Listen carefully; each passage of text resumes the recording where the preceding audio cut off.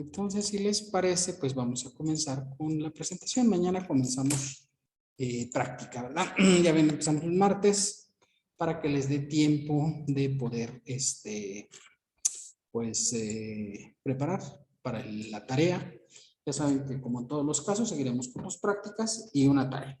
Ustedes lo pidieron ahí en sus comentarios respecto de lo que tuvimos en esta sesión y obviamente pues como ustedes lo solicitaron, pues ya me tomé la libertad de tomar en cuenta su observación y ya nomás les dejé una tarea para que veas, ¿verdad?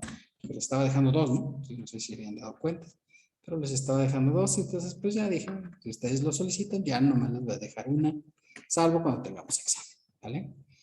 Para que vean, con la bondad que me caracteriza. Gracias, profe. Ahora, si se portan muy mal, pues les dejaré dos para que se les quite lo rebeldísimo. Espero que no sea necesario. Bueno, actividades empresariales y profesionales, jóvenes, pues en realidad son dos apartados diferentes, ¿verdad? Aquí el señor tenebroso como que se le ocurrió juntarlos hace algún tiempo, de hecho por mucho tiempo existieron dos apartados, uno era actividad empresarial y otro era actividades profesionales, ¿verdad? Pero un mal día a alguien se les ocurrió que podían estar juntos. Realmente quien lo pidió fue la OCDE, ¿verdad? Pidió que se unieran los capítulos de actividad empresarial y profesional y obviamente pues ahí comenzamos a estar mal, ¿verdad? Pero en términos generales, aunque están unidas las actividades empresariales y profesionales como un solo apartado, pues en realidad siguen siendo dos clases diferentes, ¿verdad? De conceptos. Las actividades empresariales por un lado, ¿verdad? Y por otro lado, las actividades profesionales. Entonces, esa es la situación. ¿Vale? Entonces, es la consideración. Profe, se escucha como viciado. Oh, ya se desvició.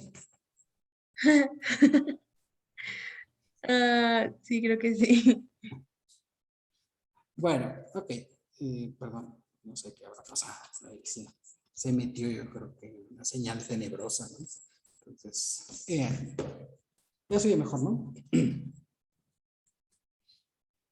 Sí. Bueno, entonces quedábamos pues que se juntaron actividades empresariales y servicios profesionales, ¿verdad? Pero pues salimos mal parados en esta unión, ¿verdad? Que hicieron de dos apartados que técnicamente pues son diferentes, ¿verdad? Para estos efectos. Entonces, pero pues creo que era importante la consideración y el efecto que tienen estas dos actividades. La actividad empresarial, por un lado, y la actividad profesional, por otro. Y aunque estamos ahí juntos, ¿verdad? Seguimos teniendo características diferentes los de actividades profesionales a los de actividades empresariales.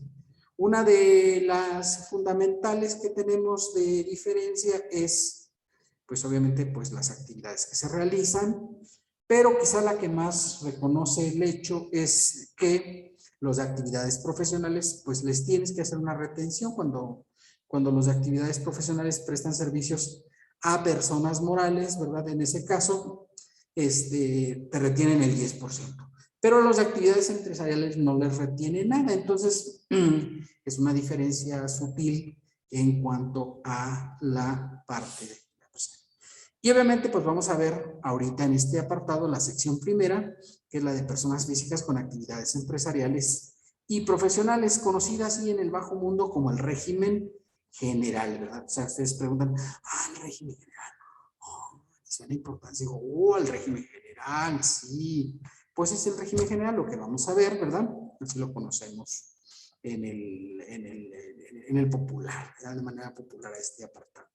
Entonces vamos a ver el apartado del régimen general para estos efectos, ¿de acuerdo? Bueno, pues comenzamos con eso. Ya ni les pregunté si estaba viendo si se veía la presentación. Yo supongo que sí. Ya no dijeron nada. ¿Se ve, verdad? Sí, profe, sí se ve. Muy bien. Vamos a comenzar con los sujetos del impuesto sobre la renta para este apartado, ¿verdad? Sí.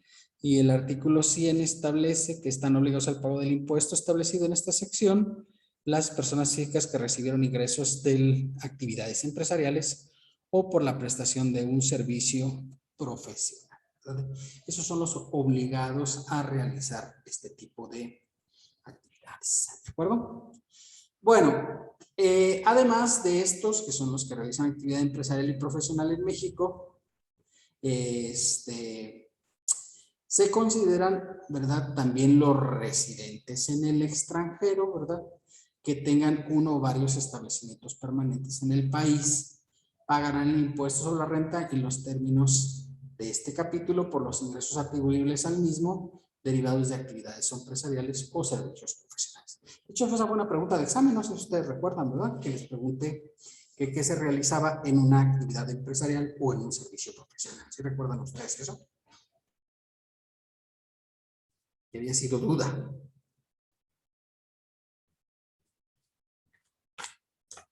¿Qué es un establecimiento permanente, chicos?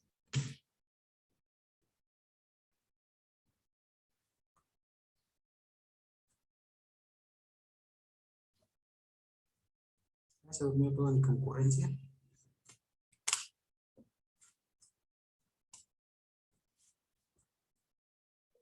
No, profe, lo que pasa es que yo como que lo escucho con mucho eco y no le entiendo muy bien lo que me estaba preguntando. Ah, sí, se escucha mal.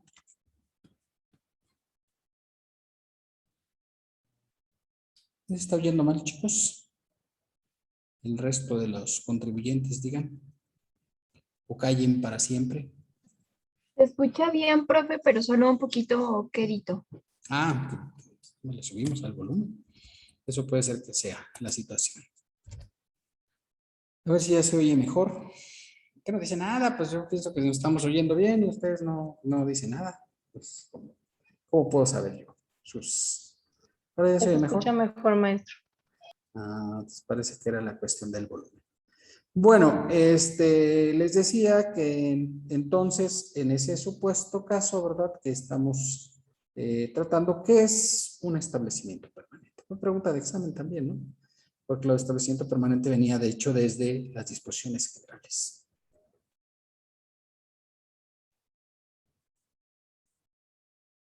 A ver si alguien recuerda que era un establecimiento permanente. No digan que no lo hemos visto porque ya lo vimos.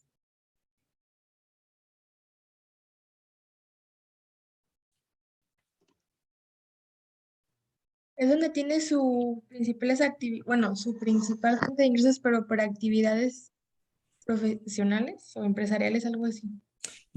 Pues sí, más o menos, sí, exacto. Esa es como que una definición, digamos, adecuada, ¿verdad? Sí. Recordar un establecimiento permanente es todo lugar de negocios donde se realizan total o parcialmente actividades empresariales o se prestan servicios profesionales, ¿verdad? Y obviamente, pues esto está referido a un residente en el extranjero. Ya habíamos platicado, ¿no? El caso, ¿verdad? Vamos a pensar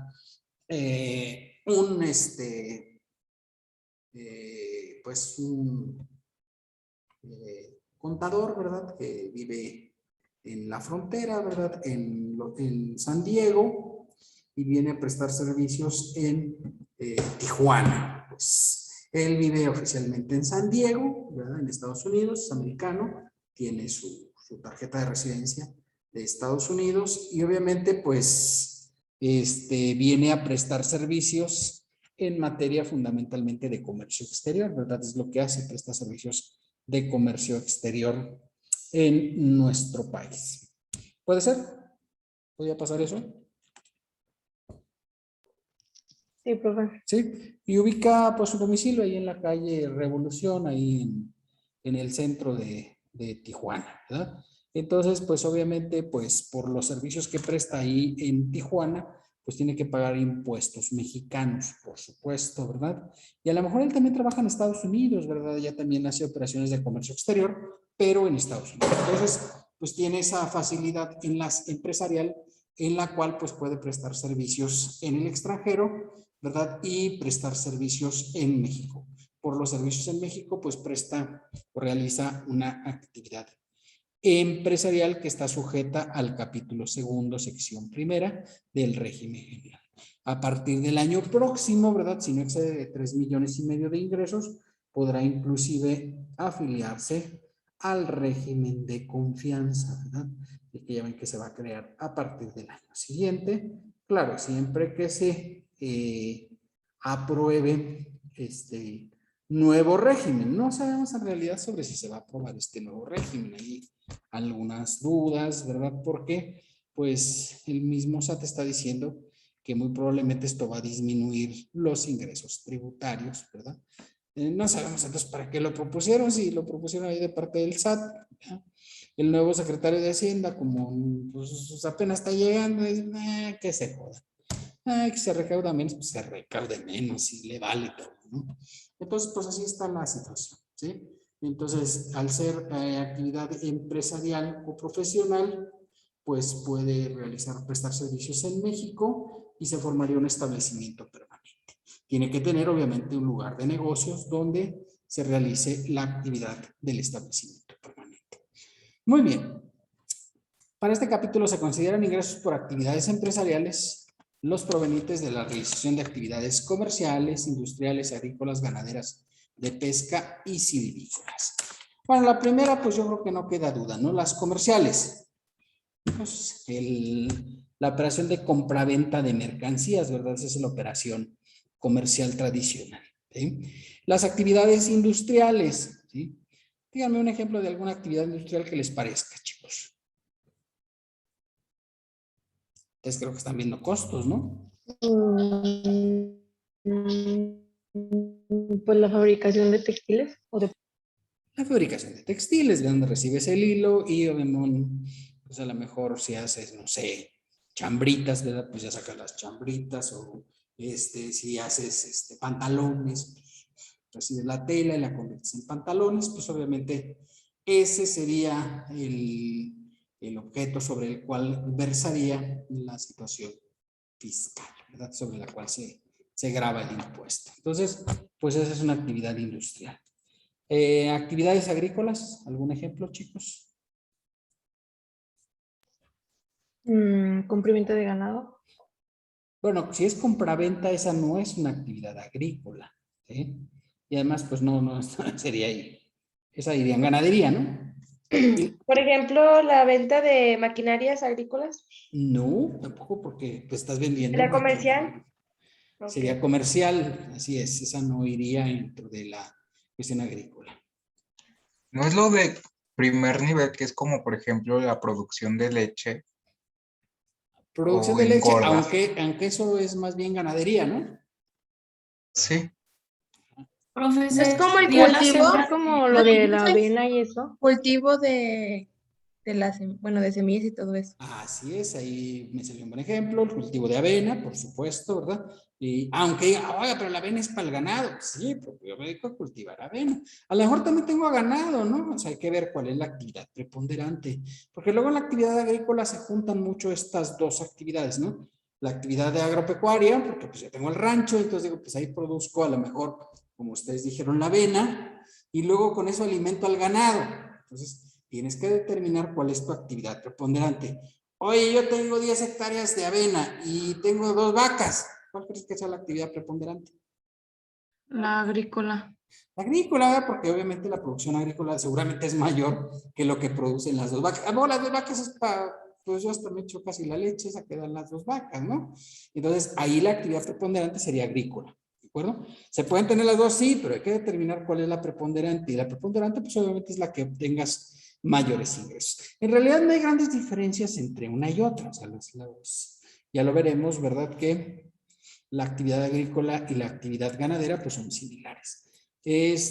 Producción, a ver, le voy a poner una, a ver si ustedes la clasifican, como que es producción del miel.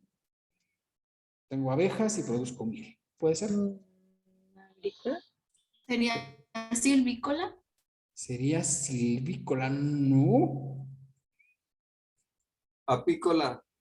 Apícola, Agricultura. pero ¿en qué entra? Agrícola, es ganadera, ganadera. pesquera o Las silvícola. ganaderas. ¿Qué le suena ganadera? Ganaderas. Pues sí, es una actividad ganadera, exactamente, ¿verdad? Y se vaya, pero ¿cuál es la ganadería ahí? Le digo, pues, o sea, tienen las abejas, ¿no? Realmente son las que producen la miel, ¿no? Sí. ¿Sí? Entonces, es actividad ganadera, ¿no? Actividad ganadera. Es que luego, cuando hablas de ganadería, luego piensas en las vacas. Y no, pues sí, claro, sí es una de las actividades ganaderas, pero hay más actividades ganaderas. Por ejemplo, esa que hablamos de la actividad apícola. No sé, yo me dedico a producir lana de las borregas. ¿Puede ser? Sí, profe. ¿Qué actividad le suena? Ganadera. Ganadera. Ganadería, correcto, ¿verdad? Recuerden que ahí es un producto, pues es la lana que producen las borregas, ¿verdad? Y dices, pero la lana, no, pues la lana, ¿verdad? Tú cortas la lana a las borregas y así la vendes. Ojo, ¿verdad? Porque obviamente para que ya se haga tela, pues lleva un proceso diferente, ¿no crean ustedes que, ya con la de las borregas ya queda lista para hacerse una camisita acá bien abrigadora? No. Lleva un proceso industrial para efectos de hacerlo ya un textil, ¿verdad? Pero digamos, el primer producto pues es la lana. Recuerden, las actividades agrícolas, ganaderas, pesqueras y silvícolas, ¿verdad?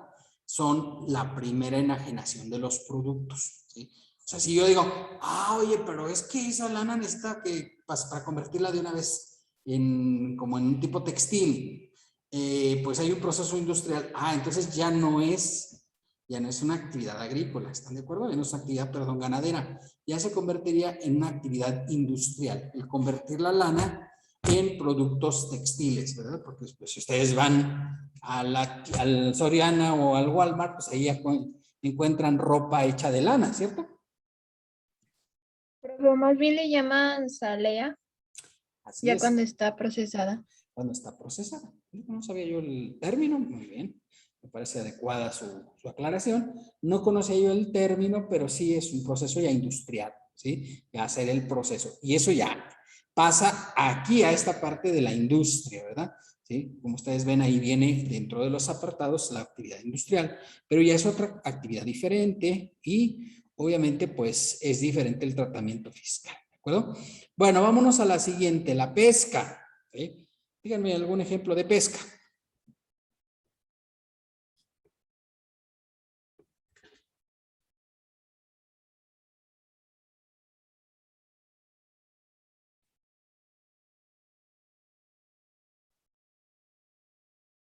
¿Me oyeron, chicos? Otra vez se fue la señal. Sí, profe. Profe, no sé cómo se llama tal cual, pero son como, no sé, como invernaderos o como, no sé, como ranchos de pescados que ahí los crían. Pero tiene un nombre, pero no sé. Granjas, Granjas de cría. granjas de crianza, así es, ¿sí?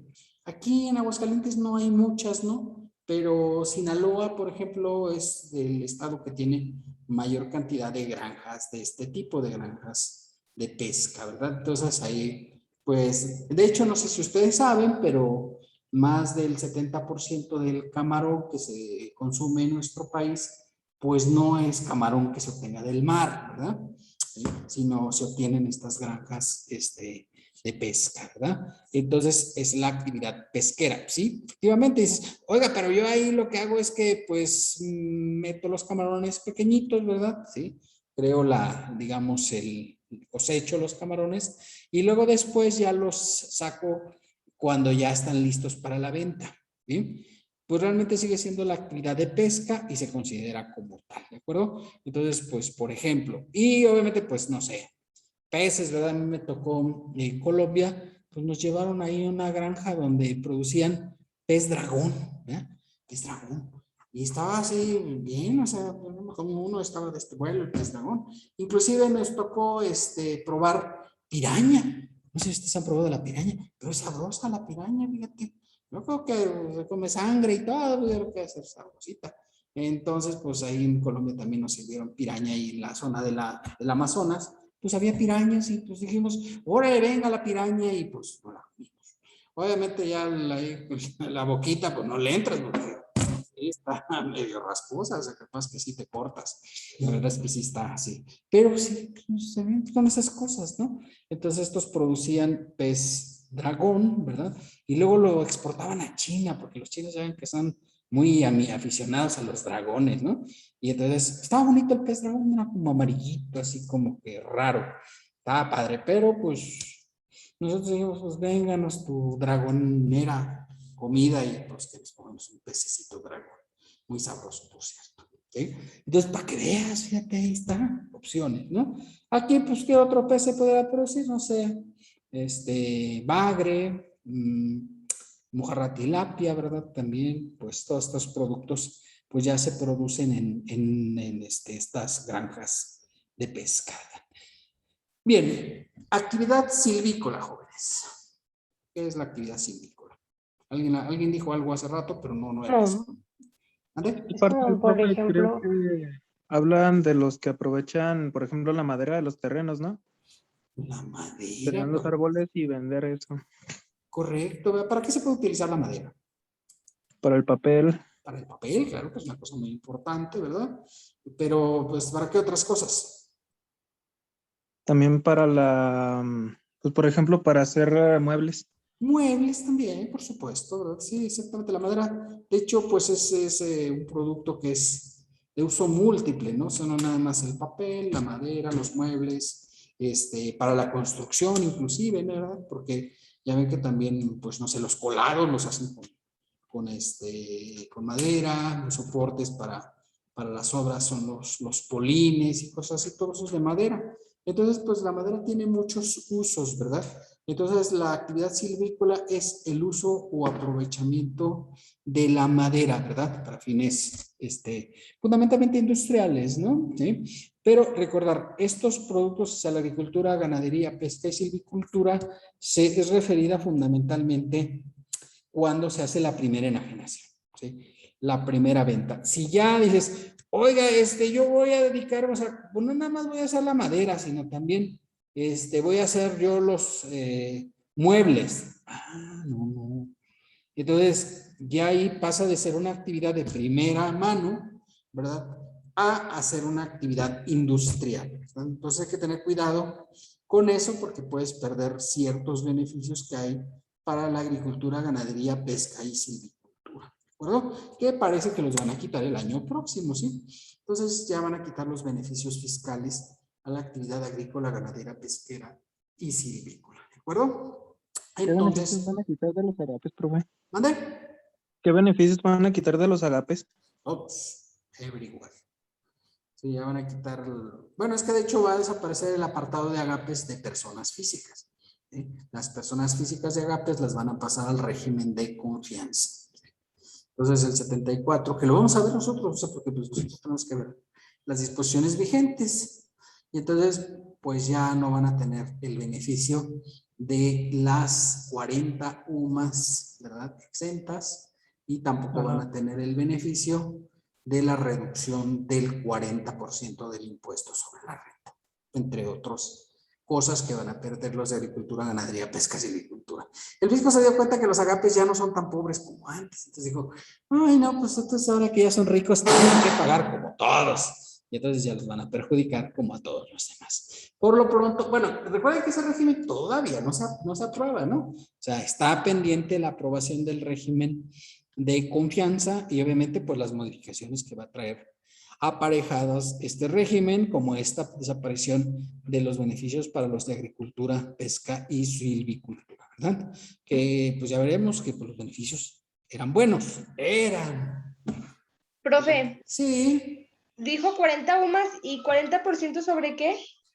Es una reducción de ISR, o sea, si usted saca el ISR, por decir algo, yo saco ISR de 10,000 pesos al final, ¿verdad? Aplicando la tabla.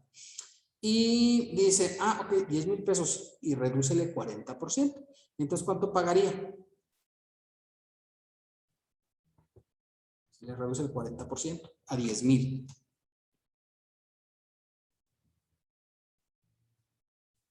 Pues ya nada más paga 6,000, ¿no? ¿Está de acuerdo? Sí, profe. ¿Sí? Pues ese beneficio también se los van a quitar. ¿Sí? Entonces, muy triste. Y la exención, que era de 40 UMAS. 40 UMAS te dan algo así como 1,200,000. Los agapes por el primer 1,200,000 de ingresos no pagan nada. No tiene que pagar nada. Dice, oiga, pero ahora van a pagar menos acá. Entonces, a saber.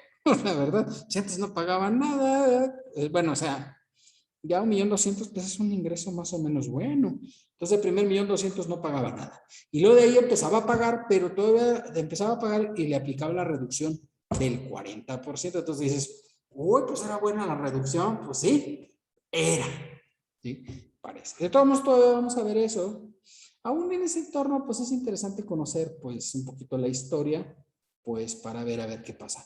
Ahora, falta ver, pues, no creo que los agapes se vayan a quedar así como muy contentos porque les van a quitar sus beneficios, ¿no? O sea, los agapes son un sector importante, son muchos votos todavía, a pesar de todo. Entonces, y ahora que los hagan pagar a todos, pues yo no sé si se pongan tan felices cuando toda la vida no han pagado, porque eso de los 40 UMAS exentas, pues ya tienen años y felices días, ¿no?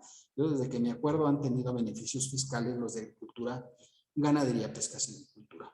Pero pues ahora parece que pues llegó el señor conocedor de las cuestiones fiscales y dijo que se joda. Es uno de los que se los va a echar al plato. Dice, yo la verdad es que todavía tengo mis dudas. Por eso yo, o sea, tenemos que ver lo que está vigente porque aún no se ha aprobado esta reforma. ¿De acuerdo? Bueno, eso es pues las actividades pues comerciales, industriales, agrícolas, ganaderas, pesqueras y silvícolas. Esa es la actividad empresarial. Vamos a la segunda, que serían las actividades profesionales, que son las que derivan de un servicio personal independiente y cuyos ingresos no están considerados en el capítulo 1 de este título. Y cuando piensas en actividades profesionales, ¿sí? Inmediatamente dices, ah, las que derivan de un título profesional, y no es así, ¿no? No procede de esa manera, o sea, no es el sentido de la disposición, ¿vale? Dice aquí claramente que sea un servicio personal independiente, pero que no derive de sueldos. O sea, si tú eres cualquier tipo de servicio y no deriva de sueldos, entonces en ese supuesto estás en el apartado de actividades empresariales y servicios profesionales. ¿De acuerdo? Y hay casos, ¿verdad? Aquí vamos a ver varios supuestos en los cuales pues la actividad profesional no tiene nada que ver con que seas un profesional de alguna actividad, ¿de acuerdo? Tiene que ver más con la cuestión de que tú estés relacionado con la prestación de un servicio. Por ejemplo, ¿sí? Un vendedor de seguros. Vendedor de seguros. Pues, no, pues venden seguros, llegan ahí, te ofrecen seguro de vida, de gastos médicos, etcétera. Pues el vendedor de seguros no requiere tener un título profesional. ¿Ustedes creen que sí requiere un título profesional el vendedor de seguros? No. No, ¿verdad? Hacen un examen ante la Comisión Nacional de Seguros y Fianzas y si lo pasa, pues ya, ¿verdad? O sea, ya ahora eres vendedor de seguros, ¿verdad? Entonces, pues eso es lo que requieres para ser vendedor de seguros. Y dices, ah, entonces con eso, sí. Y obviamente, pues vas a una aseguradora, te contrata y tú andas ahí ofreciendo los seguros. Pues correcto, ¿sí? Pero pues a lo mejor yo estudié en la prepa, ¿no? Digo, puede ser profesional, no estoy diciendo que no haya gente que sea profesional y que sea vendedor de seguros, claro que puede haber, ¿no? Pero, digamos, no es un requisito obligatorio el que tú seas un profesional, un profesionista para poder ser vendedor de seguros, ¿verdad? Y obviamente, pues, en ese supuesto, aunque no seas un profesionista, de cualquier forma puedes estar en el capítulo de actividades empresariales y profesionales por la venta de seguros, ¿de acuerdo? Entonces, como ven, pues es aplicable este apartado. Bueno, se entiende que los ingresos por la totalidad de los servicios de actividad empresarial o profesionales son para la persona que realice esta actividad. Entiéndase como tal que no aplica la sociedad conyugal para efectos fiscales, ¿eh? Para efectos fiscales. Obviamente, para efectos legales, o sea, cuando ustedes se andan divorciando, pues sí es aplicable la actividad empresarial y profesional para efectos de la cuestión del reparto de los bienes, ¿verdad? Entonces hay que tener cuidado porque luego piensan, entonces quiere decir que esto no es aplicable. No, sí es aplicable y hay que tener cierto cuidado, ¿verdad? Sí, porque luego quedan con la confusión de que lo vieron en esta clase y de que no es aplicable la sociedad conyugal, pero no es aplicable para efectos fiscales, para efectos civiles, sí se divorcian, sí tienen que pasar pensión alimenticia por la cuestión de la actividad empresarial y profesional, ¿de acuerdo? Entonces es muy importante considerarlo para efectos legales. Y luego pasamos al artículo 101. Vamos a ver los ingresos acumulables por este apartado. Por eso, pues, si tienen dudas, pues pregunten, porque luego después ahí andan sacando en el examen, les va muy mal. ¿No? Pues sacaron, lo que más sacó 80% en el examen teórico, pues se vio muy mal, la verdad. Entonces, pues, si tienen Profe, dudas, ¿podría repetir lo de la sociedad conyugal del último punto? sí, por supuesto. Vea que dice aquí que los ingresos por actividad empresarial y profesional no aplica sociedad conyugal para efectos fiscales. Ya lo repito, nada más para efectos fiscales. Si ustedes se andan divorciando, sí les es aplicable y sí les aplican la regla, ¿verdad?, de la proporción para esos efectos. Pero para efectos fiscales, si tú tienes actividad empresarial y profesional, no tienes que considerar, pues, dar el 50% a tu esposa en caso de que estés por sociedad conyugal, ¿de acuerdo? Aunque veremos más adelante que para efectos de este apartado sí aplica la copropiedad y la posibilidad de hacer copropiedad empresarial. ¿De acuerdo? Muy bien. ¿Hasta ahí alguna duda, chicos? ¿No? Muy bien. Ingresos acumulables. Bueno, para la realización de estas actividades, ¿verdad?, se consideran los siguientes ingresos acumulables. Fracción primera, condonaciones, quitas, remisiones de deuda relacionadas con actividad empresarial o con servicios profesionales, así como las deudas que se dejen de pagar por prescripción de la acción del acreedor. La diferencia que resulte de restar del principal actualizado, el ajuste por inflación al monto de la quita o la condonación, siempre que ésta sea con el sistema financiero. Entonces vamos a esta primera parte, este primer párrafo es solamente para cuando es sistema financiero. Yo le debo al banco, no le pago, pues entonces dice, entonces obviamente pues hasta ahí es una condonación de deuda, pues obviamente pues tienes un ingreso acumulable, ¿sí? Pero luego pasa, ¿verdad?, en la vida práctica. Voy y saco con mi tarjeta de crédito, porque ven que somos expertos en utilizar la tarjeta de crédito y andas ahí gastando sin ninguna piedad, ¿verdad? Y te endeudas todo y te da una alegría sin igual porque andas gastando lo que no tienes y eres muy feliz. Y es que soy muy feliz yo gastando lo que no tengo. Qué bien, perfecto. Y entonces, ¿verdad? Pero luego te llega la realidad que hay que pagar lo que debes, ¿no? ¿Sí? Y entonces dices, oiga, pues yo debo 50,000 pesos, pero pues no tengo, hágale como quiera, ¿verdad? Ya con intereses y toda la cosa, yo debo 50,000 pesos.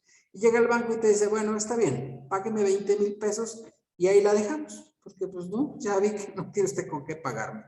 Pero si me paga 20,000, pues sí le puedo dejar ya así la deuda. Entonces lo que dice el fisco, esos 30,000 de diferencia entre lo que tú pagaste y lo que debías es un ingreso acumulable y tienes que pagar impuestos por ese concepto.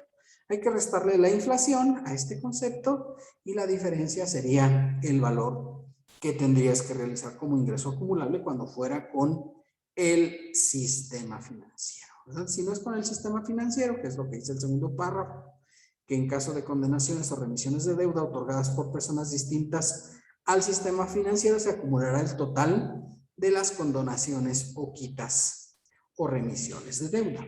¿Bien? O remisiones de deuda. Luego nos tocó un caso, ¿verdad? Una empresa familiar donde pues los hijos compraban con el papá. ¿Puede pasar eso en la vida real, jóvenes?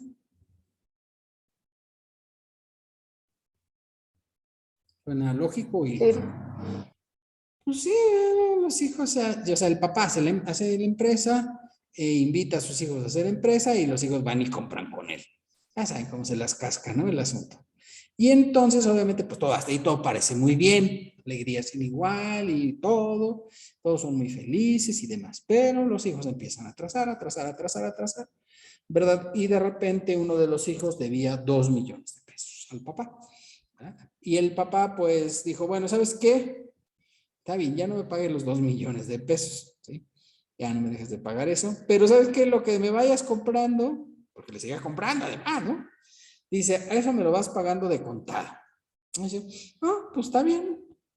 A ustedes si les perdonaran 2 millones, ¿estarían contentos o tristes?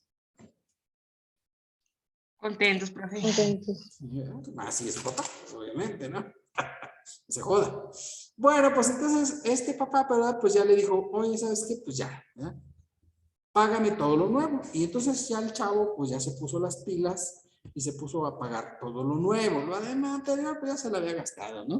Una cosa tremenda, una cosa de miedo, ¿no? Y entonces, obviamente, pues, fue pasando los años, obviamente, se siguió pagando normal ya lo nuevo, o sea, todas las deudas nuevas y las paga. Y va al corriente con sus pagos.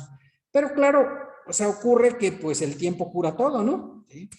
Y entonces, pues pasó tanto el tiempo que pasaron, tenían facturas, las facturas prescriben en un plazo de 10 años y pasaron los 10 años, ¿sí? De rigor. Y entonces me llega ahí y dice, oye, fíjate que tengo estas facturas de hace 10 años, ¿qué hago con ellas? Y digo, pues ya si quiere quemarlas, pues ya puede hacerlo, o al baño también a veces pueden ser útiles, cuando no tengas papel de baño, pues ahí las puedes utilizar, ¿verdad? Y eran facturas todavía pues de las de papel, ¿no? Porque antes se acuerdan, dice que las facturas ustedes ya las ven ahora electrónicas y todo, pero hace algunos años las facturas eran todas impresas, ¿verdad?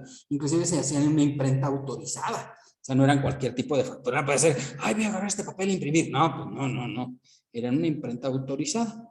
Y entonces eran facturas aquellas de imprenta autorizada. Pasó el tiempo y pues no se pagó nunca la deuda aquella de 2 millones, ¿verdad? Que tenía el hijo con el papá. Y entonces me dice, ¿y ahora qué tengo que hacer? Le digo, pues tienes ingresos acumulables porque estas facturas ya prescribieron, ¿sí? Y de hecho es lo que dice arriba, ¿no? La prescripción por falta de cobro del acreedor, ¿sí? Ya pasaron 10 años y a los 10 años las facturas prescriben. Y como el acreedor no hizo ninguna acción de pago, pues ya prescribieron de manera definitiva, ¿vale? Y entonces tuvo que realizar la acumulación del ingreso por 2 millones de pesos y pagar el impuesto sobre la renta por esas facturas que eventualmente, pues el papá nunca le cobró, ¿no? Por la bondad que le caracterizó. Y el papá ahí tiene las facturas originales, ¿no? Pero pues ya realmente, pues ya como pasó el transcurso del tiempo, ¿sí? Pues ya. Pero, pues sí es importante considerar la parte del ingreso acumulable como una parte importante para estas consideraciones, ¿de acuerdo? Sí es trascendente tomar en cuenta el hecho de que se volvió ingreso acumulable. Ahora bien, ¿sí? Los contribuyentes sujetos a un procedimiento de concurso mercantil podrán disminuir del monto de las deudas perdonadas conforme al suscrito de las pérdidas pendientes de disminuir que tengan en el ejercicio en que se las perdonen las deudas. Cuando el monto de la deuda perdonada sea mayor a las pérdidas fiscales pendientes de disminuir, la diferencia no se considerará como ingreso acumulable, salvo que la deuda perdonada provenga de transacciones efectuadas entre y con partes relacionadas en los términos del artículo 179. Bueno, pues si no son partes relacionadas, dice el fisco, bueno, pues si tú estás en concurso mercantil, ¿verdad?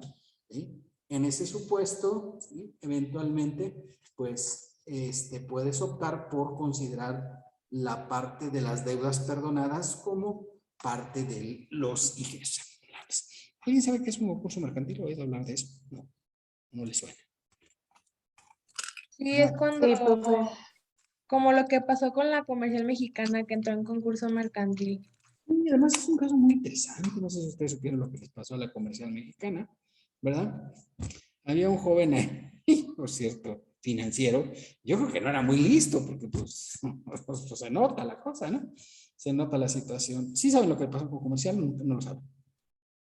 ¿Alguien ya se los platicó? Es muy divertido, además. Platícanos, profe.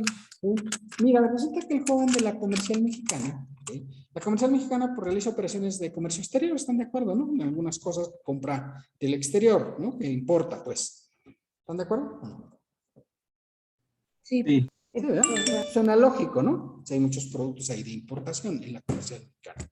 Y entonces había un joven ahí de finanzas, el encargado, el contralor de la empresa, ¿verdad? O sea, no era ni socio ni nada, el contralor, ¿sí? Joven así como ustedes, contador público, no de la UA, era de por allá, de no sé dónde. Y entonces este joven decidió comprar futuros. Los futuros son muy divertidos, ¿no? Porque das de cuenta que tú compras y haces una operación pensando lo que va a pasar en el futuro. ¿Sí? O sea, suena lógico. El futuro. Muy bien, qué barbaridad, qué bien. Y entonces este joven empezó a comprar dólares. ¿Sí? Empezó a comprar dólares. Muy bien, compró, no sé, $100,000. Perfecto. ¿Sí? Y los compró eran como a 13 pesos en aquel tiempo, ¿no? O sea, fue hace algunos años. Y entonces resulta que el dólar, pues los trató a un determinado precio y empezó a bajar el dólar, ¿sí? Y entonces este muchacho se enojó, dijo, ¿cómo que bajó? Sí, como una burbuja, ¿no? Un momento en el cual se dio la baja, ¿verdad? Y entonces subió el dólar, perdón. Los había comprado a 13 pesos y subió, los había comprado a 14 pesos y subió a 15. Entonces dijo, sí, no, pues voy a comprar más. Y entonces compró dólares ahora a 16 y fue comprando a 18 y luego a 20 y compraba el doble, o sea, se cuenta. Empezó con $100,000 y dijo, para recuperar lo que perdí, ahora voy a invertir no 100,000, sino voy a invertir 200,000, y invertía 200,000. Y resulta que el dólar seguía subiendo, ¿no? Y él comprando futuros, entonces obviamente, pues los futuros se tienen que pagar al momento en el que se da el hecho. Entonces fue comprando, y el dólar siguió subiendo de una manera tremenda. Y entonces este joven, en un momento determinado, ya había tomado el flujo de efectivo de 3 años de la empresa para los futuros. O sea, ya había comprometido la empresa por 3 años de flujo, no de ingresos, sino de flujo de efectivo. Que el flujo de efectivo incluye más que los ingresos, porque incluye, por ejemplo, el pago de préstamos, el pago de impuestos, el pago de otras cosas que no son deducibles. Pues todo esto había comprometido. Obviamente la empresa, pues estaba en quiebra. ¿Cómo lo hizo? Pues no sabemos, ¿no? Pero, porque además, ¿cómo es que tenía autorización para mover tantísimo dinero de la Comercial Mexicana? Pues lo tenía, ¿sí? No sé quién. Esa es una falta de control. Me imagino que están viendo usted control interno, ¿no? Algo así. Bueno. ¿No están llevando control interno? Sí, profe. Sí, profe. Y hay una norma de control interno, ¿no? Que tienes que fijarle límites a las personas, ¿no? Para efectos de que no puedan hacer esto. Oye, imagínate este señor que ha comprometido 3 años de flujo de efectivo de la empresa en la compra de futuros de dólares. Y entonces dices, ¿cómo pudo llegar a esto? Bueno, es que al principio invirtió 100,000, pero luego invirtió 200,000 y luego fueron 400,000 y luego 800,000 y luego 1,600,000 y dijo, yo tengo que llegar a que el dólar se va a bajar. Y nunca bajó el dólar y el dólar siguió subiendo de una manera exponencial. Y él ya cuando de repente se dio cuenta, pues ya debía, con estas compras que hizo de una manera indiscriminada y sin control, porque en realidad si hubiera habido una cuestión de control, le hubieran dicho, oiga, pues no, ya cuando usted llegue a $1,000,000, pues ya no siga gastando dinero de la empresa. Pues no, y era una empresa grande, una empresa, yo creo, ¿no? Porque era la tercera cadena más grande de México de centros comerciales. Eso fue hace algunos años, por supuesto, no que fue ayer, esto pasó ayer, no. Pero, entonces dijo la comercial, pues, ¿qué hacemos? Porque pues estaban quebrados, ¿no? Pues imagínate 3 años de flujo de efectivo. Y entonces, pues vendieron un negocio que a lo mejor ustedes conocen, que se llama Costco, que era propiedad de Comercial Mexicana, y se lo vendieron a Costco. ¿Sí? Costco estaba interesado, o sea, Costco, la matriz, pues, aquí en México era Costco de México, pues le vendieron a Costco Internacional la unidad de negocios de Costco en México, y pues con eso pudieron librar el problema relativamente. Pues era demasiado dinero el que había invertido este joven, ¿verdad? Este joven que era pues torpe y con iniciativa, en obviamente pues llevar a la empresa. Él estaba seguro que el dólar iba a bajar y resulta que el mercado no estaba tan seguro de que el dólar bajara y pues no, nunca bajó. O sea, de hecho, pues se fue al hoyo la empresa. Al final la tuvieron que vender a Gigante, ¿no? Perdón, a Soriana. De hecho, Comercial sigue existiendo como marca, pero es propiedad de Soriana, en realidad. Ya no existe la empresa Comercial mexicana. Simplemente el nombre comercial lo dejó Soriana porque es un nombre que está acreditado, ¿no? O sea, que tiene muchos años operando en México, ¿verdad? Pero fue en realidad este jovencito que se aventó la puntada de andar comprando dólares, ¿verdad? En el mercado de futuros, el que se aventó pues esta jugada tan curiosa para quebrar una empresa. Bueno, esta curiosa es una historia, además es interesante, porque además tiene que ver con lo que estamos viendo precisamente de la situación de la quiebra de empresas. Bueno, ¿qué pasa con una empresa quebrada? Voy a explicarlo aquí con pesos y centavos, si les parece, ¿verdad? Vamos a ver. Profe, Sí. eso lo que hizo es lo mismo que ventas en corto de acciones. No, bueno, digamos, la cuestión es muy similar, pero aquí la operación de futuros, pues es una operación, pues como le digo, es una operación exponencial, ¿sí? Y que al final los futuros se tienen que pagar, o sea, tú contratas un futuro y lo puedes contratar con poquitos recursos, ¿sí? Te piden más o menos como entre el 3 y el 10%, dependiendo del grado de acreditamiento que tenga la empresa para pagar los futuros. O sea, te piden solo el 3% para contratar un futuro. ¿De acuerdo? Y pues hay futuros de muchas cosas, ¿no? ¿Sí? Por ejemplo, ¿qué te gusta? Iberia. ¿Conocen Iberia, no? Es una aerolínea española. Iberia contrataba futuros de petróleo, ¿sí? Es decir, ¿para qué quiere Iberia petróleo? ¿Para qué creen que ustedes que quiere Iberia petróleo?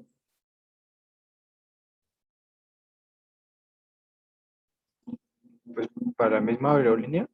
Para los combustibles, porque usa combustible. O sea, no usa petróleo, obviamente, la aerolínea, pero usa turbocina, que es un derivado del petróleo. Entonces compraba futuros de petróleo, ¿sí? Y entonces pues iban estimando los valores del petróleo en el futuro, ¿sí? Llegó un momento en el año 1998 en que el petróleo llegó a cotizar a $200. $200 el petróleo, ¿no? $200. Pues fíjate que en julio del año 2008 llegó a cotizar en $200 el petróleo y entonces se vino el problema de las hipotecas subprime de Estados Unidos y el petróleo bajó, ¿sí? De $200 a $15. Pues imagínate que tú tuvieras comprados barriles de petróleo a $200 y en realidad el valor de mercado fuera de 15. Imagínate que tuvieras 1.000.000 de barriles. ¿Puede ser? Pues sí. Sí, y tú los tenías que pagar a $200. ¿Sí? Entonces, fíjate, o sea, es muy interesante la situación, ¿eh? Muy interesante la situación, más para que te des una idea. Entonces, en ese caso, vamos un poquito a Excel. O sea, imagínate, esta persona que había contratado 1.000.000 de barriles de petróleo. Está el número, para ponerlo, ¿no? ¿Sí se ve, ¿verdad, lo de Excel? Sí, A sí. $200, ¿vale? Entonces tenías que pagar, o sea, por decir algo, si tú habías contratado en julio, ¿sí? Y ibas a comprar estos en septiembre, ¿sí? Por 200.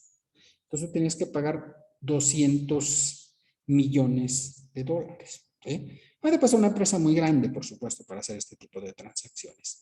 Y resulta que cuando tú los contratas, el dólar de petróleo costaba $15 en septiembre del año 2008. Entonces imagínate la pérdida, porque además los futuros operan en precios reales, ¿no? O sea, en números históricos. Entonces, haz de cuenta que tú en esta operación, tú tenías que pagar 200 millones, ¿sí? Y ya tenías el petróleo, lo podías vender, o sea, ahora sí es petróleo real, pero tendrías una pérdida de $185 millones, nada más por esa operación. ¿De acuerdo? Pues imagínate lo que es eso, ¿no? O sea, y fue una operación que además fue así como que, pues muy intempestiva la caída, ¿no? O sea, porque de julio $200, ¿verdad? Que llegó a cotizar en el mercado spot, estaba en $155 y se esperaba que subiera a $200 y en lugar de eso bajó a $15. Entonces, pues en esa operación nada más la empresa que había hecho esta operación financiera, pues perdería $185 millones. La comercial podía quebrar por eso, ¿no? ¿O no? Pues sí. Sí, digo, por ser un caso, ¿no? Este es un caso adicional. Entonces, para que veas, o sea, hay muchas cosas que se pueden operar a través de este mercado de derivados, ¿de acuerdo? Oro, plata, platino, petróleo, gas natural, etcétera, ¿de acuerdo? Pues abusarlos, hay que saberle, obviamente, esas operaciones. De repente parece muy padre cuando vas hacia arriba, hacia arriba, hacia arriba, pues dices, oye, qué padrísimo. Porque, claro, estas que estaban ahí, pues a lo mejor en enero compraron el petróleo a $100 y en enero para un futuro de julio, y en julio el petróleo cerró a $150. Pues has ganado $50 por barril. Y no estaba mal, ¿no? No estaba mal el asunto. Pero claro, cuando se vino la baja y te habías comprado un valor tan alto, pues se pasó esto. ¿De acuerdo? Bueno, pues es como un ejemplo de un caso, casos de la vida real, ¿no? Eventualmente. Pero vamos a ver. Tenemos una empresa, ¿verdad?, que tiene un activo, ¿sí?, de $1 millón. ¿Perdón? $1 millón. Y tiene pasivos por 4 millones de pesos. Pasivos por 4 millones. ¿Puede pasar eso en la vida real, sí o no? Pues sí. Sí, ¿verdad? Entonces, ¿cuánto es su capital?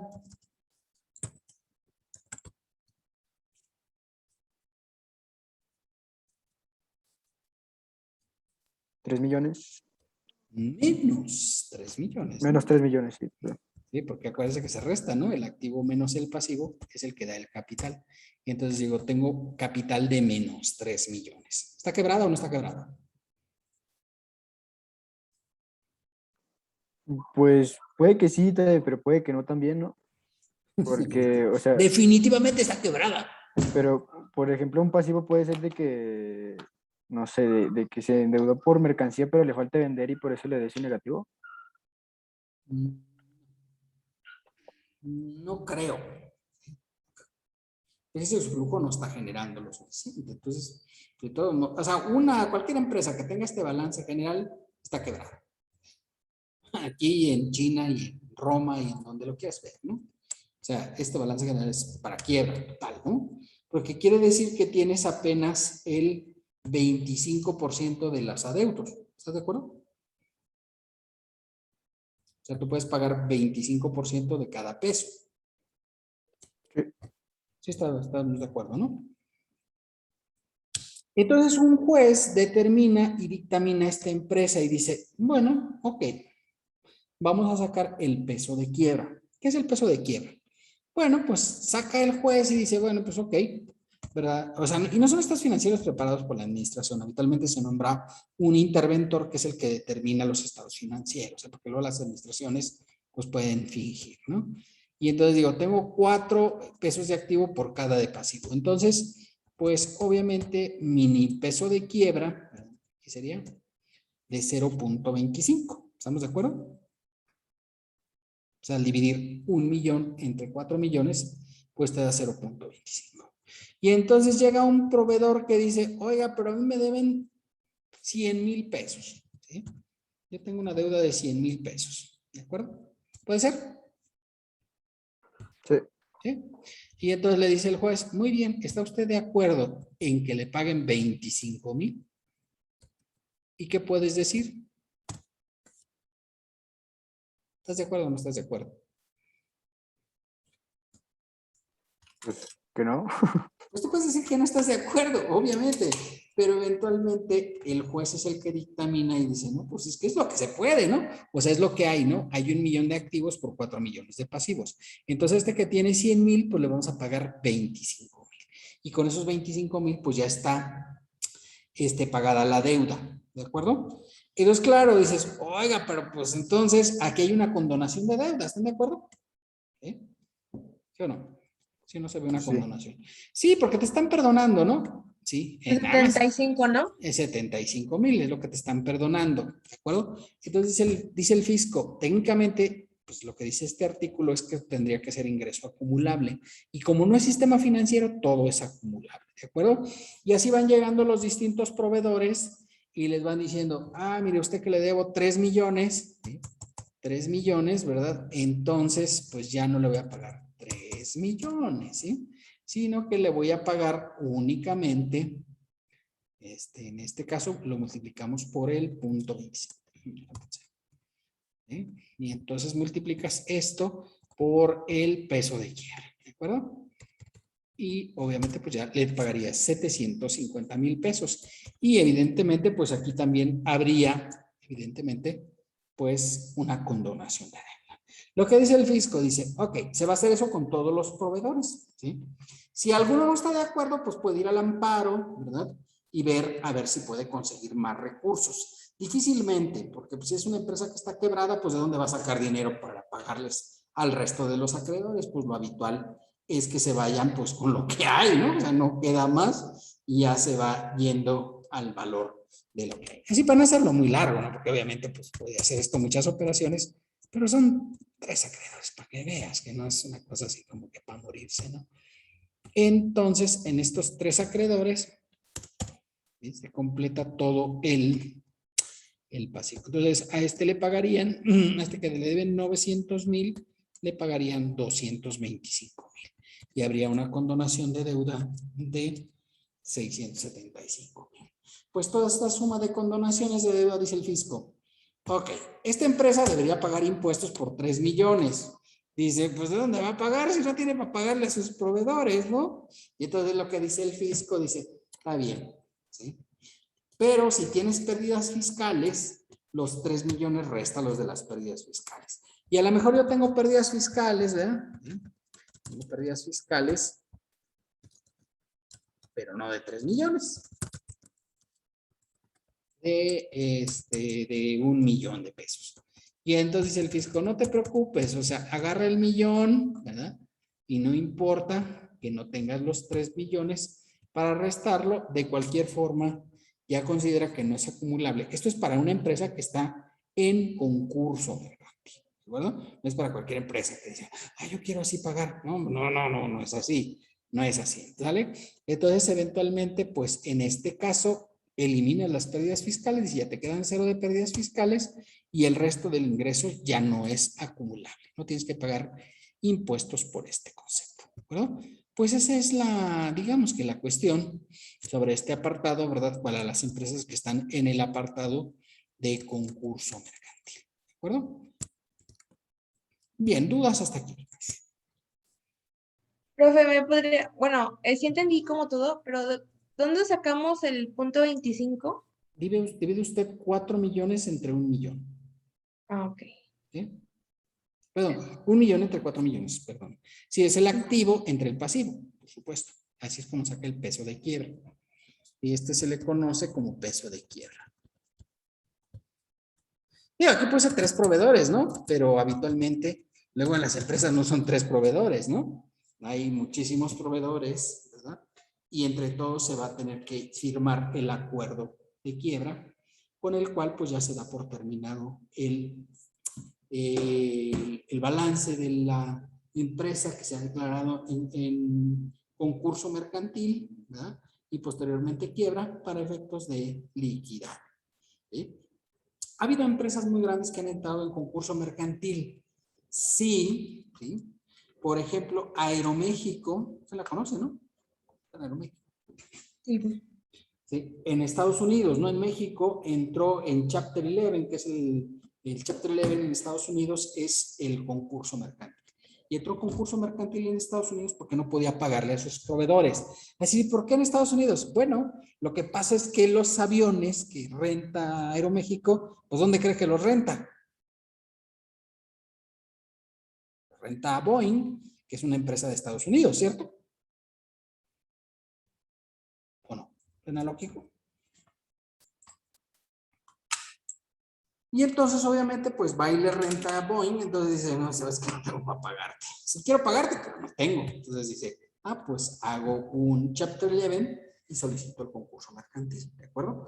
Y de repente le ha pasado a grandes empresas. Sí, por ejemplo, ¿qué te gusta? American Airlines, que era la empresa más grande del mundo en cuanto a la cuestión del manejo de una aerolínea, o sea, la aerolínea más grande del mundo, pues cayó en Chapter 11, ¿no? Y obviamente siguió volando, ¿no? O sea, sí estuvo ahí en suspensión de pagos y luego la compró, ¿sí? La compró una empresa, una pequeña empresa, ¿verdad? Haz de cuenta que de repente dijera Volaris, yo voy a comprar Aeroméxico, pues haz de cuenta eso, pero como 1000 veces más, ¿no? O sea, porque pues, American Airlines, pues es una cosa era una cosa espectacular, ¿no? Y obviamente pues se declaró en quiebra y la fusionó una pequeña empresa de Estados Unidos, ¿verdad? Y se quedó con American Airlines. Entonces, pues obviamente esta empresa era tan pequeña, pues que el nombre ni siquiera se quedó, ¿no? Pero American Airlines, pues ya no es American Airlines, ¿verdad? Ahora es una empresa, ¿verdad? Que fue adquirida, fusionada por una pequeña empresa, ¿verdad? Entonces, pues fíjate, cosas que pasan de repente en el mundo de pequeñas empresas, ¿verdad? Entonces, pues así ocurrió, ¿verdad? En el caso de American Airlines. Dice, o sea, eventualmente parece que American Airlines, pues cuando comenzaron los problemas para esta gran empresa, pues fue en el caso del 11 de septiembre. No recuerden que eran 2 aviones de American Airlines los que estrellaron los terroristas y obviamente pues toda la cuestión, ¿no? Entonces, pues obviamente, pues se la quedó otra pequeña empresa, se fusionó American Airlines, ¿verdad? Y obviamente pues se quedó con esta gran aerolínea. Entonces, pues así pasa, ¿no? Así pasa en estos casos, ¿verdad? Que pues se dan estas grandes fusiones entre pues pequeñas y grandes compañías, ¿verdad? Se llama US Airways, la empresa que fusionó American Airlines. Yo creo que ustedes ni siquiera la habían conocido, yo tampoco, ¿verdad? Pero pues esa fue la que se quedó con American Airlines cuando se declaró en concurso mercantil, ¿vale? Y pues la vendieron y ellos la compraron, ¿sí? La compró US Airways en diciembre del año 2013, ¿verdad? 2013 la compra US Airways, American Airlines. Pues fíjate, cosas que pasan en el mundo, ¿no? Para que veas, ¿no? Bueno, regresamos acá a la cuestión fiscal, ¿verdad? Porque pues la otra cuestión legal es interesante, pero pues fíjate que no es nuestro tema, ¿no? Entonces regresamos a la cuestión, regresamos a la presentación, ¿ok? Y ya vemos aquí cómo se maneja la cuestión de la quiebra, ¿vale? Bueno, la siguiente, ¿verdad? Es la proveniente de enajenación de cuentas y documentos por cobrar y de títulos de crédito distintos a las acciones relacionadas con la actividad de este capítulo. Este es un ingreso acumulable. Se llama en el mundo mundial, esta operación se llama factoraje financiero. No sé si ustedes han hablado de factoraje financiero, jóvenes. ¿No? ¿No han oído hablar del factoraje financiero? Yo sí, profe. ¿Qué es el factoraje? Platíquenos. Bueno, es cuando Pues he se bebido, tiene pero un no sabe explicarlo. Explíquenlo. es cuando se tiene un documento por cobrar y se vende a un tercero por menos cantidad del documento. Sí, es efectivamente, muy bien, muy adecuada su apreciación. Entonces, haz de cuenta que el factoraje financiero, por ejemplo, imagínate, yo le vendo escobas a Walmart, ¿puede ser? En Walmart venden escobas, ¿no? Sí, Sí, sí, ¿verdad? profe. Y entonces se cuenta, no, el señor Pedro Martínez va y le vende escobas a Walmart. Ya le hace una factura por 300,000 pesos por escobas. Pues está ahí todo muy bien, una alegría sin igual, qué bárbaros, qué bonito, y ya se da como la foto del recuerdo, entregando las escobas. Y le dice Walmart, muy bien, ¿sí? Tú acabas de entregar la mercancía, ¿sí? Las escobas aquí en Walmart. Estamos muy contentos con el servicio. Hoy 20 de septiembre, ¿eh? 20 de septiembre, y entonces le dice, vente a cobrar, hazme la factura y vente a cobrar el 20 de diciembre. Y dice, pues si es una pequeña empresa, pues dejar 3 meses, 300,000 pesos, pues es una cuestión peligrosa, ¿sí o no? A lo mejor no tiene capital de trabajo para poder operar. ¿Están de acuerdo conmigo? Pero pues Walmart así paga, ¿no? A 3 meses, ¿no? Sin intereses, además. Y entonces imagínate, dices, oye, pero pues ¿cómo pudo ser, no? Pues sí, así es como se maneja Walmart. Entonces, pues alegría sin igual, ¿no? O sea, primero hubo una gran alegría y después hubo una gran tristeza cuando supo que pues le pagaban a 3 meses, ¿no? Y entonces, Walmart puede ser que pague la cuenta, ¿sí o no? ¿Qué opinan ustedes? ¿Pagará o no pagará la factura?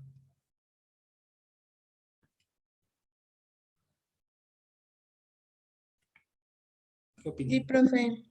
Sí, pues hay altas posibilidades. Es una empresa grande, importante, poderosa, ¿no? Transnacional inclusive. Entonces, probabilidad que pague. Entonces yo digo, pues voy a ir a Facturaje Bancomer. Y voy a Facturaje Bancomer y le digo, ¿sabes qué? Aquí tengo unas facturas de Walmart. ¿Sí? Y pues obviamente quiero ver a ver si me las compras. Y dice, sí, cómo no, por supuesto, Walmart es una empresa importante.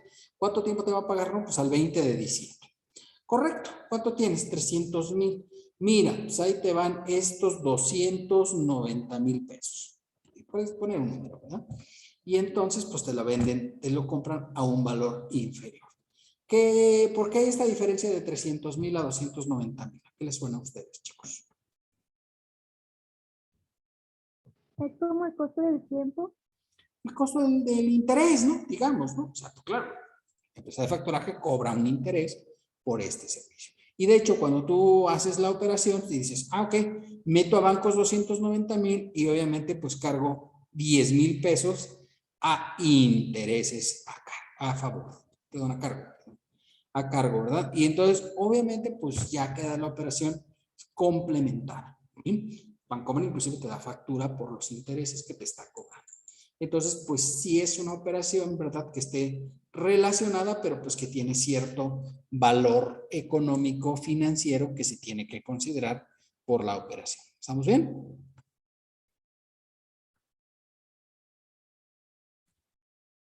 Ahora, ¿ya se cobró esta operación, sí o no? ¿Qué opinan?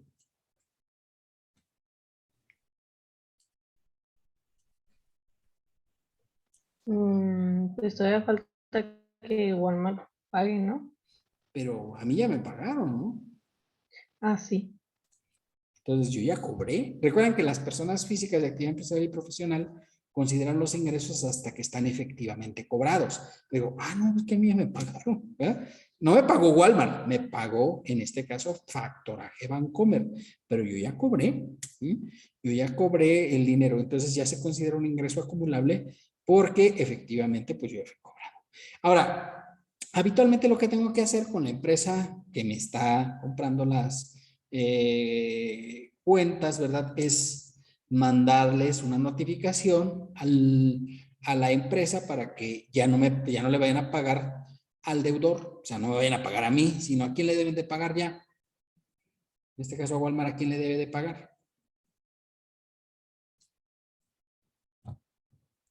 A la El empresa, banco. no, al banco. Sí, a la empresa de factoraje, ¿verdad? Es parte, obviamente, del grupo financiero Bancomer. Entonces ya no me paga a mí, sino le paga al banco. Entonces, tienes la obligación de notificar al deudor que ya no le vaya a pagar al acreedor inicial, sino en este caso le pague al acreedor por las cuentas por cobrar. O sea, en este caso, a la financiera Bancomer, ¿verdad? Es la que le tienes que pagar. ¿De acuerdo? Entonces, pues esa es la obligación de carácter fiscal que surge. Aquí obviamente pues se anticipa el cobro, porque si no yo hubiera hecho acumulable hasta diciembre, pero como yo cobré ahora, no sé, el 25 de septiembre, me hacen el depósito de esta operación de factoraje, el 25 de septiembre tengo que considerar ingreso acumulable el ingreso total. Los 300,000 dicen, oye, los 10,000, los deduzco, ¿verdad? Los deduzco como intereses a mi cargo, ¿de acuerdo? ¿Sí? Bueno, siguiente, las cantidades por recuperación de seguros y fianzas y responsabilidades a cargo de un tercero, tratándose de bienes o contribuyentes afectos a una actividad empresarial o servicio profesional, ¿verdad? Y ahorita es una cosa común. Me pasó, por ejemplo, a un amigo mío, ¿verdad? Que se acaba de comprar un automóvil convertible. Pues estaba padrísimo, ¿verdad? Y ya ve que los convertibles están bien chaparritos. Y entonces se le ocurrió en estas épocas de lluvia, pues llevarse su convertible a pasear. Y pues dijo, sí, paso por ahí por el INEGI, ¿verdad? Venía de por ahí del parque, quería pasar por el INEGI y no pasó, ¿verdad? Entonces el agua se llevó el coche y el coche fue declarado pérdida total. ¿Puede pasar eso en la vida real, jóvenes? Sí. Sí, ¿verdad? Sí, así es, efectivamente. Pues tristemente este joven, ¿verdad? Que andaba muy feliz en su convertible, pues se convirtió, pero en alberca, adentro del convertible. Entonces, y mira que lo traía cerrado, ¿no? Porque hay que traer una tapita arriba donde le pones como un toldito acá muy padre, pero pues no, ni con el toldito ni nada. El agua se lo llevó y se declara la pérdida total del vehículo y le pagan el vehículo. Y obviamente, pues, hay un ingreso acumulable en este supuesto caso por la recuperación del seguro, ¿verdad? Porque, pues, obviamente hubo una pérdida total del vehículo. Y entonces le pagaron, no sé, como unos 300,000 pesos por el convertible y los 300,000 pesos los debía de considerar ingreso acumulable. Digo los debía porque hay una regla en la deducción de activos fijos que establece que si tú inviertes el dinero de recuperación de seguros en comprar un bien de características similares al que perdiste, eventualmente no tienes que acumular. Y este joven inmediatamente fue y dijo, quiero otro convertible. Y le dieron otro convertible. Ya cuando llueve, no lo saca, porque es peligroso para la salud. O sea, cuando llueve así, de manera muy ostensible, ¿no? Como ha pasado últimamente aquí en Aguascalientes. Y bueno, prácticamente en todo el país, ¿no? Entonces, pues ya su convertible, pues es para cuando no llueve tanto. Si llueve mucho, mejor ya lo deja guardado. Y ya le ha durado este combustible. Pero obviamente, pues no tuvo que acumular ese ingreso acumulable, pero si tú lo inviertes en un bien de naturaleza análoga al perdido, puedes considerarlo como no ingreso acumulable hasta por el monto que hayas reinvertido. Hasta el monto que hayas invertido. En este caso le invirtió como 350,000 pesos, o sea, que decir, puede deducir 50,000 pesos adicionales que invirtió, pero los 300,000 que le dieron de recuperación de seguro ya no los considera ingreso acumulable. ¿De acuerdo? ¿Cuánto tiempo hay para realizar la reinversión? Pues tienes un año para realizar la reinversión correspondiente. Si no lo haces, tendrías que pagar recargos y actualización y pagar la diferencia por la reinversión de seguros. ¿De acuerdo? Entonces es importante en este caso en la cuestión de recuperación de seguros. ¿De acuerdo? Bueno, las cantidades que se hayan efectuado por gastos por cuenta de terceros, salvo que sean respaldados con CFDI a nombre de aquel por el que realizó el gasto. Y aquí ya habíamos hablado, por ejemplo, del caso de los notarios. Los notarios son actividad profesional, ¿sí? Y entonces a los notarios les pagas para que hagan los gastos por tu cuenta. En este paso, no, pues pagar los impuestos, pagar el predial, pagar los derechos de uso, el impuesto sobre adquisición de bienes inmuebles, todos esos los paga el notario, pero los hace por tu cuenta. Dice, ay, el notario, qué amable, él paga de su dinero. Negativo. Tú tienes que dar el dinero y ellos lo que hacen es que pagan por cuenta tuya todos los gastos que generó la operación. ¿De acuerdo? Entonces, pues ahí está un caso de la vida real en el cual hay operaciones por cuenta de terceros. Pero dice, se tiene que comprobar. ¿Qué pasa si un cliente me da 200,000 pesos para gastos por cuenta de él, o sea, para como notario, ¿verdad? Y yo nada más me gasté 190,000 pesos. Ah, bueno, 10,000 pesos sí se deberían considerar ingreso acumulable porque pues esos no tengo comprobante fiscal. O la otra es que yo le devuelva al cliente los 10,000 pesos que sobran. Habitualmente los notarios nunca devuelven nada, son muy sinvergüenzas, ¿verdad? O sea, les das el dinero y hacen un presupuesto y luego, pues si no le salió el presupuesto, pues dicen, bueno, pues ya lo caído, caído. Y se quedan con esa feria. Por la diferencia, técnicamente tuviera que ser considerada, ¿verdad? Como ingreso acumulable. Lo demás, Profe. pues, ingreso. Sí, dígame. Otro ejemplo de eso, de gastos por cuenta de terceros. Gastos por cuenta de terceros, por ejemplo, yo por mucho tiempo ahí en el despacho, los clientes no tenían una cuenta bancaria, ¿verdad? Clientes, me refiero a pequeños, ¿no? Y entonces, para no ir al banco, porque luego ir al banco ya ven que es una cosa que da hueva, y entonces yo pagaba los impuestos, ¿sí? ¿Puede ser? ¿Podría pasar eso? ¿O no? ¿Sí, no? Sí, es un gasto por cuenta de terceros. Entonces, ya me daban, oiga, pues son 12,000 pesos de impuestos. Entonces, mi cliente me daba 12,000 pesos, ¿verdad? Pero yo contaba